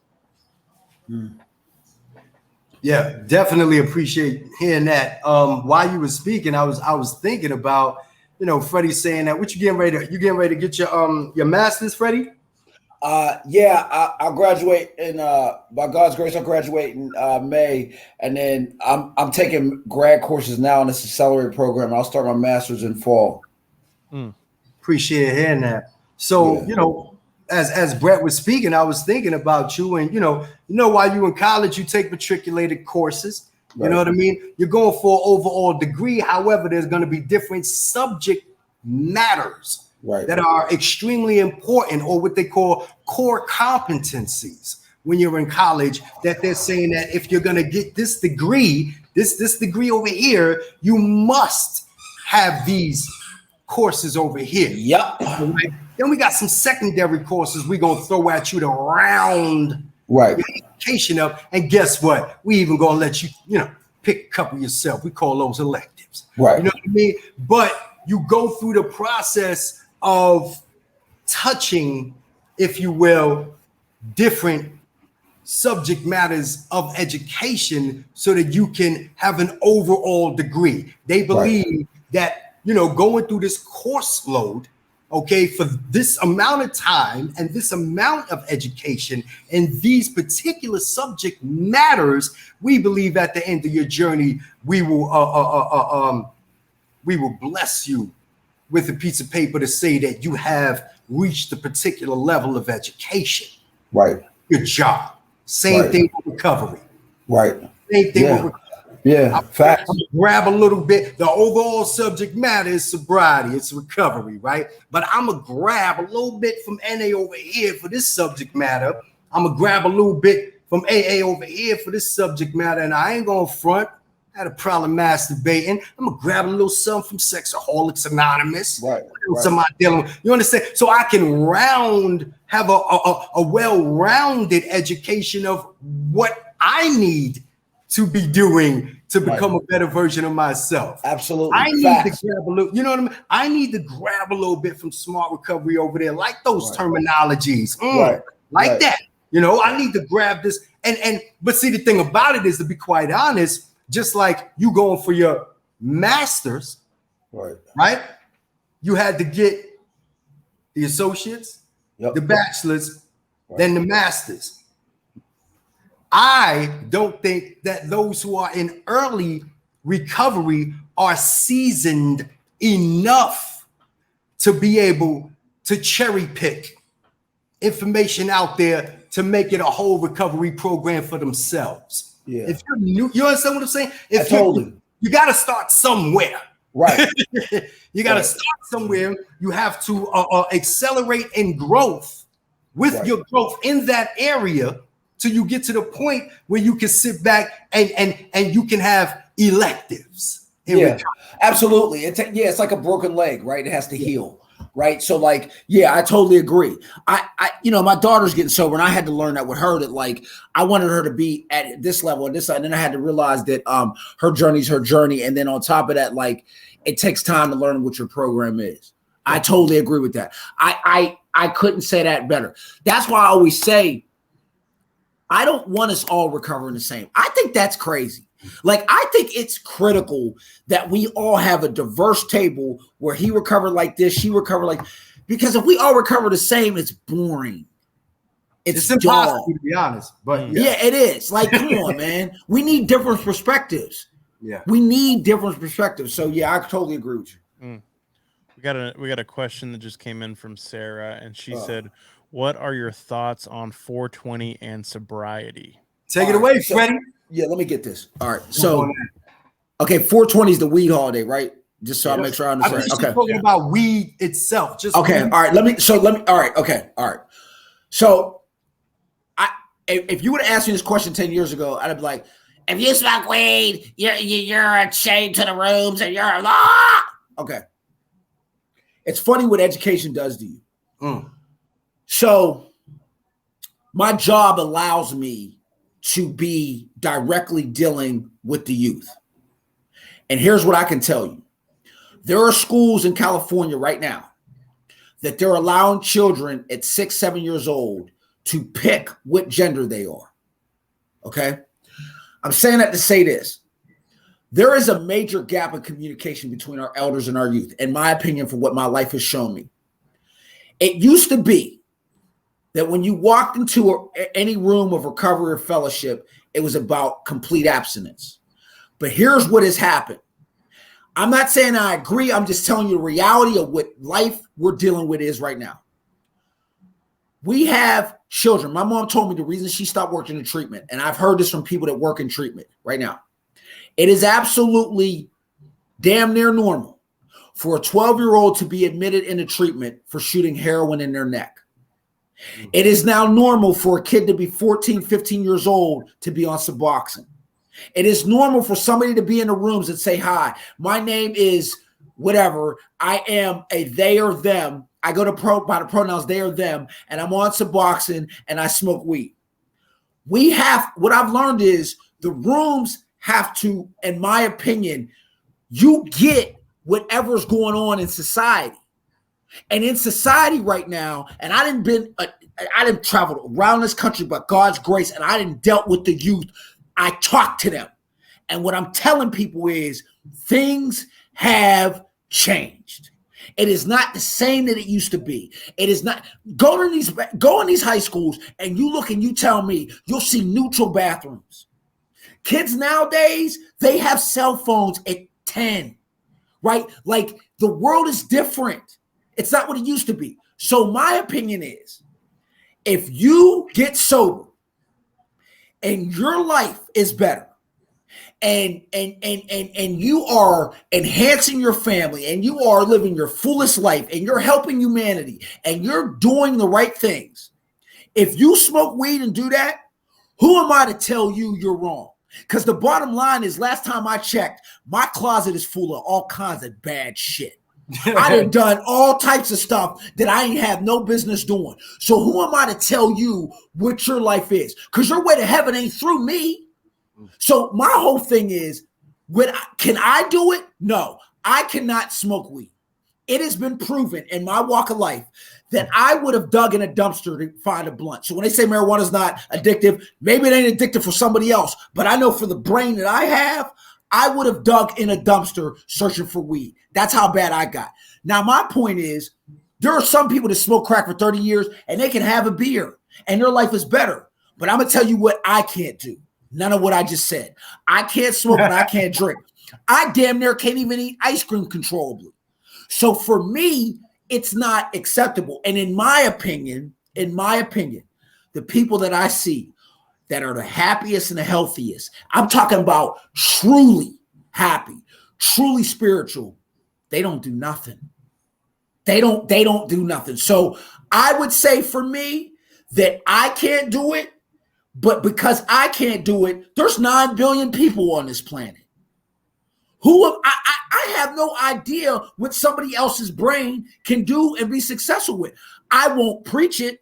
I don't agree with it. I won't go in front of kids and say, if you got to smoke weed, cool. I would never say that because I know what I'm dealing with. But for somebody else to say that they do that, okay. Last time I checked, it ain't my damn business. What you eat don't make me go to the bathroom. So that's where I'm at with it. I just know the youth that we're dealing with. And I just know that our youth is in such trouble and they don't know how to do and they don't know how to deal, that I think it's criminal for anybody to be saying what should and shouldn't be, because the bottom line is we're losing an epidemic where children are dying daily. So until we find a cure, until we get past this heroin epidemic, people can miss me with the weed. Once we figure out how to stop kids from dying, then let's have that conversation. But here's the last thing, and I'll be done. You can't recover if you die. So I would much rather I would much rather deal with a kid sober smoking weed than I would him dying and leaving the rooms because he wasn't accepted. So he went out and shot a bag of dope. I'd rather deal with he's smoking weed. I'd much rather deal with that because you can't recover if you die. Simple. Wow. Awesome question. Awesome answer. Awesome answer for sure. And that's my life experience. That's just my life experience. Yeah, and Lori chimed in here in the comments, and it sounds like she's kind of had a similar experience. She said, when I first came in the rooms, I had a lady hatefully tell me because I was on psych meds, I'm not sober. Get this too. I was so broken at that point that comment damn near chased me away. Words have power. Yeah, let me say something on this too real quick. Lord have mercy. So everybody listening, please hear me out on this. Please, please, please. My mom had 27 years of sobriety, and she's probably been in 20 psych units because she refused to deal with her mental health. She has said to me out loud and in her mind that she allowed other people to diagnose her. Hear me well on this. Mental illness is a brain chemical imbalance. It's that simple. There are people that they have institutions. There are institutions. Mental illness is a brain disease. There are literally billion-dollar empires, colleges, where people go to study the brain. They've been studying the brain since the early 1900s. All right? Do your research on mental illness. There are people that work at the top institutions of countries in this world. There are people that study this for a living, that work in labs with brains. Those are the people and psych doctors and medical physicians that should be telling you whether or not you have a mental health disorder. So when I take on a mentee or when I take on a sponsee and they tell me they don't have mental health issues, I say, go get checked anyway.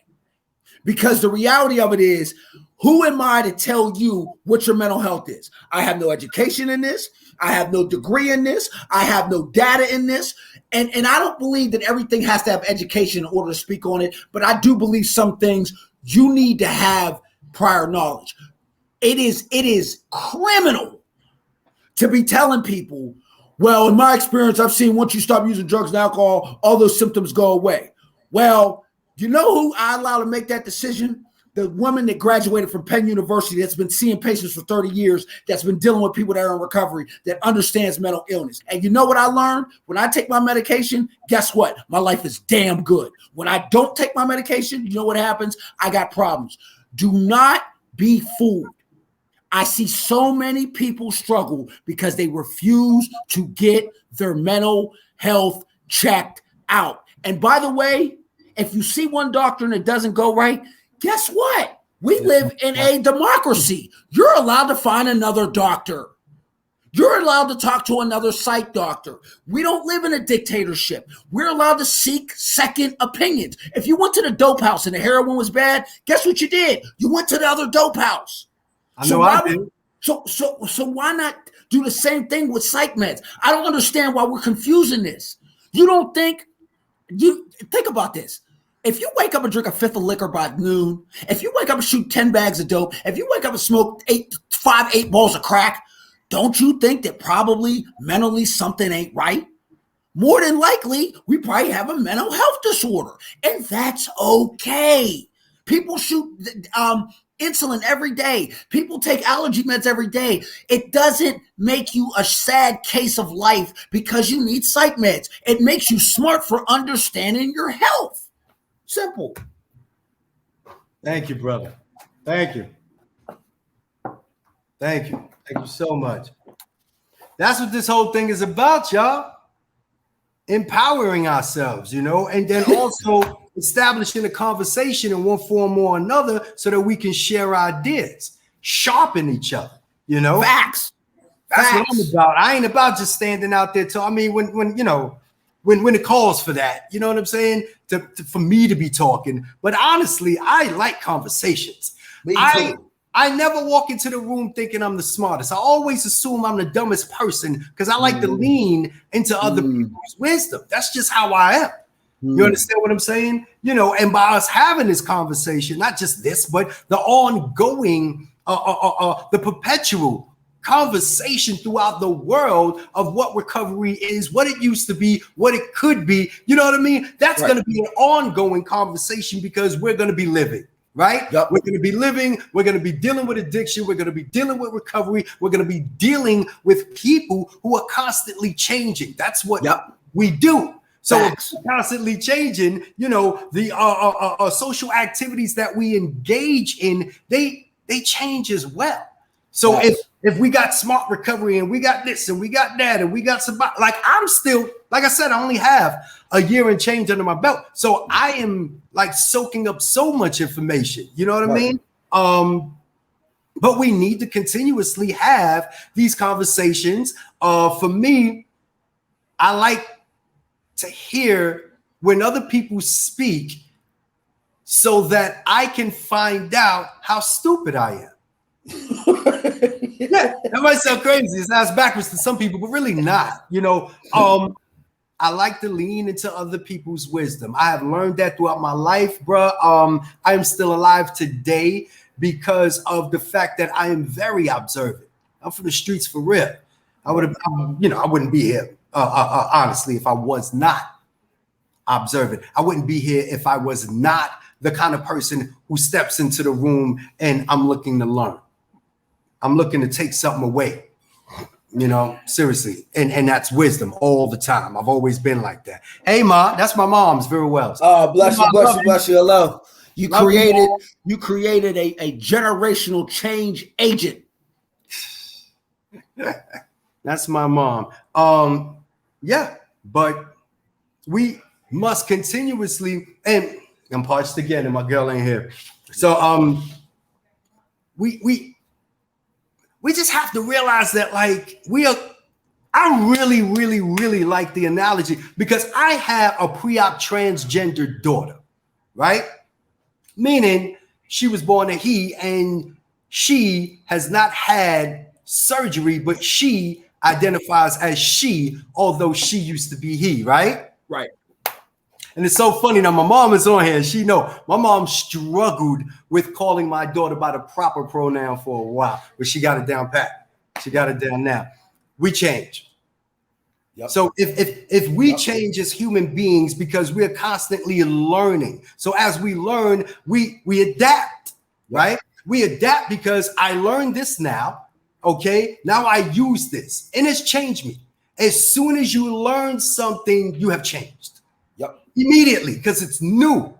Okay, the change sticks. Love you too, Ma. The change sticks when a catalyst occurs, right? When that has really been a catalyst, that has really been something that occurred in your life that made you change, and now you are whole. Now you are on a different track, right? Learning something that's, you know, okay. Now what am I going to do with it? And what I think is happening in the overall community, from what little bit that I'm learning, is that the international community is starting to get it. It is starting to get it, because if years go by and as the years, all right, Lori. Yeah, bless you, Lori. That is wonderful. I think that's the sister from St. Louis, right? Right. Yeah, that's Lori. All right. We moving out there next year, Lori. You never know. Might be able to go to a meeting together. But like, if we're constantly becoming better versions of who we are as a species, let's break that down and look at ourselves, you know, from different groups. You know, overall, we're getting better. Okay, with this particular group, we're learning something. So you need to implement what you're learning. If people are identifying themselves as different pronouns other than what they were biologically born as, or what they call cis, like I'm born a boy, right? So I'm called a cis boy, right? That's what they call it. So you get to learn these terminologies, and the world levels up. So it's the same thing with recovery, as far as I'm concerned, because we're individuals. We're the ones who make up the change individually. So as far as the international conversation of recovery is concerned, it's always supposed to be evolving. Absolutely. It's evolving. And what are we going to, and I was thinking about this.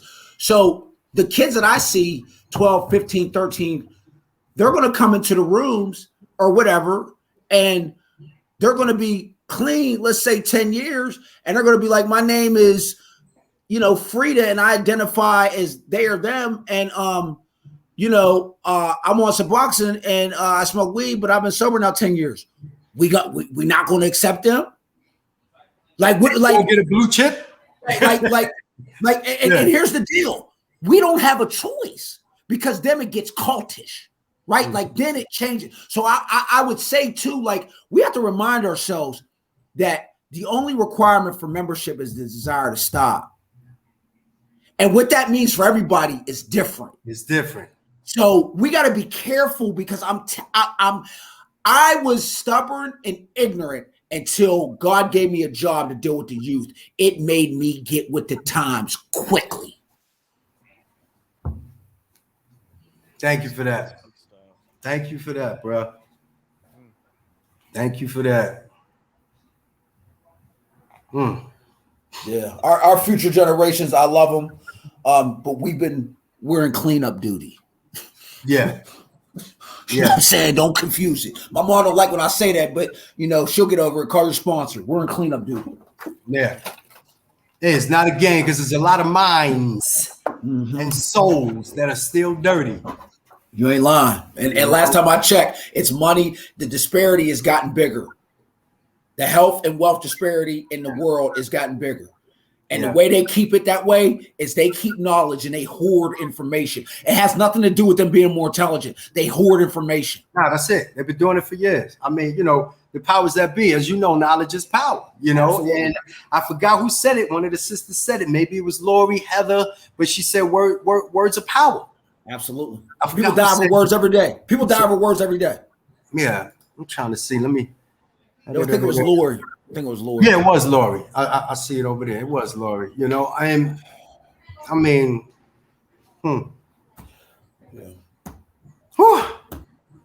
can't go back. I can't go back, bro. Oh, yeah, that's dead. Well, if I relapse, I just got to move to Nigeria. It's just not. And that's the thing, and it seemed like you was getting ready to segue. So So let me know, if you need to bounce. Yeah, I'm good. Okay.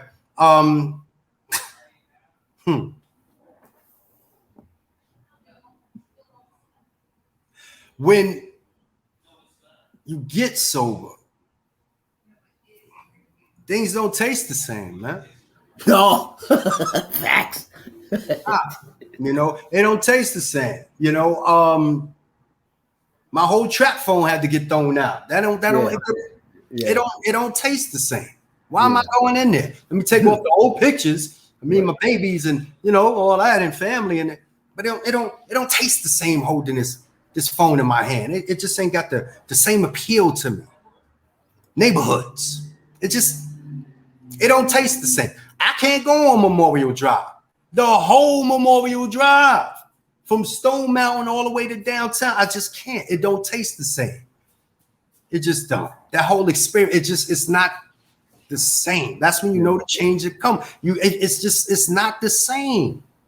Little ratchet ass young girls always arguing with me, begging me for something, questioning me. I don't have relationships like that. It don't taste the same, bro. I don't like messy no more. I used to love messy, bro. I loved it. I love drama. You know what I mean? Me too. I don't do that no more. It don't taste the same. It just don't. And it's not really supposed to, right? Like, yeah. My first year of sobriety, I went into a strip club, right? And I walked in there, and I remember the feeling like, oh yeah, it's over. I don't do this no more. Yeah, like it just wasn't there. Beautiful too. They weren't ugly. Mm-hmm. It wasn't. You ever watch The Wire? And the one scene where he was like, "It ain't in me no more," and he said, "What are you gonna do?" He said, "I don't know. Can't be this. Be this no more." Yeah. Wow. That's classic. No question. I remember that. It ain't in me no more. Yeah. And that's what happens, man. We're all humans. It's not. But I gotta roll. I'd be on here all night, but I do got homework and I have a life. God has blessed me with a life, and this life is a blessing. And this being on here tonight was, I just can't thank y'all enough for allowing me to be on here. Like, I'm truly grateful. Thank you for coming on here. Before you run, Freddie, I'd love to give you the opportunity just to shout out where people can find you, your website. Okay. So you can find me on the messagellc.com. That's my website. Also, I'm on Twitter and Instagram. It's at the message LLC. It's all one word. It's real simple. Get at me. I have a YouTube channel too, but I don't really work on it nowhere near enough as I need to. But I do got videos and speaking engagements stuff I've done on there. But yeah, get at me. It's the message, the message.com, messagellc.com, and Twitter and Instagram. Holla at me, man.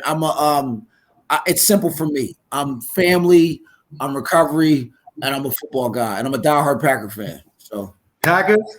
Yeah, because I've been in recovery for like 20 years, so that's how that started. Yeah, I've been a Packer fan my whole life. Yeah. So, you can catch me. Twitter all shows my stuff. I'm minding my business and thankful, man. That's right. Right on. Jeff, you want to shout out your stuff as well? No. I appreciate it. If it's me, you know what I mean? Yeah. If it's me, then cool. But if we riding with somebody else, is they not? I'm good. I appreciate it though. Right on. That's just out of respect. You know what I mean? That's why I took my books down and took the cover down. Bless you, man. Bless you, bro. I keep it 100. Yeah, I appreciate you. That's why I put that there. Brett, no, my book be right there with the globe is. Right. Ain't about me. Come on, knock it off. But I appreciate it. Yeah. And I want to shout out Brett too. I think honestly, man, I watch you grind. I just having a business. I know what it takes. I mean, you got one too. You know how hard this is. They ain't giving you nothing. And they don't teach us to have a business. They teach us to work for somebody else. Exactly. So I just really respect your grind and hustle, and congratulations being on a new dad. Your child is lucky to have you as a dad. You're a damn good person. So bless you. Thank you. It means a lot.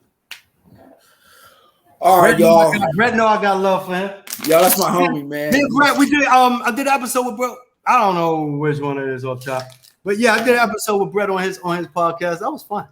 I had Freddy on. Freddy was my very first episode. No way! I gotta double back. That's and then he messages me. He's like, I can do it better. So I took that one down, and then I think you ended up like episode 3 or 4. So it's like way back there if you scroll. Yeah. So we did 2 episodes together, and he killed it, man. I'm sure he did. Come on now. God's been good, man. It ain't, I'm going this Friday. I'm flying out. We're going to see our daughter who's in a halfway house. She'll have a year in February. We're taking her to Tiger Woods restaurant for her birthday Saturday. Okay. That's just, we're going to Jupiter, Florida to see her. We're going to be down there for a whole week. I mean, that ain't nothing but the power of God. Yeah. We're a sober family. Her mama's sober. I'm sober. She's sober. And she said, we text every day. We do these 5 things we're grateful for. And she said, I'm grateful to have sober parents. And like, when you hear that, the stage has been set. Yeah. So I'm expected to produce. Yeah. You know what I'm saying? And I'm thankful for it. God is good. Because I remember when I couldn't breathe sober breath. So love y'all, man. Thank you. We will definitely be in contact. I'll talk. Listen, we'll talk. Yeah, for sure. Listen, I truly appreciate the opportunity, Brett. I didn't know you was gonna pull me in. I appreciate the opportunity. Like seriously, man, this energy is I'm carrying this. I'm definitely carrying this, and I just want to say thank you. Yeah. Like honestly, thank you. I appreciate learning who you are. Bless you. Really? Likewise. That New York. My dad lived in Beverly-Stuyvesant for 10 years. He now lives in Queens. So it's like, I love hearing the New York tone. I'm a Gangstar is my favorite rapper. So stop playing, may he rest. Okay, that's what's up. Yeah, man. Yeah, for sure. Yeah, for sure. But I'm gonna roll out because y'all gotta we all gotta roll out. Thank you so much again. Namaste. God bless everyone. Bless up. Yep.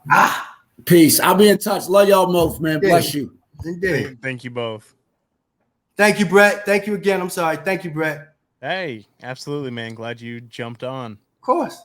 Anytime. And of course, as always, that invitation is open to anybody that wants to jump on and be a part of it. If you want to just jump on for 2 minutes and ask a question and jump off, that's cool. If you want to hang out the whole time, that's fine too. So, guys, we'll be here again next Monday doing another live stream here on the Recovery Revolution Facebook page. If you guys are interested in more content from me, like they mentioned, so I'm so grateful for that, man. I do have a podcast called Recovery Survey if you want to check that out, or send a message to the Recovery Revolution page. I'm on there as well, so be sure to check that out. Share this episode with a friend, and yeah, see you guys next week.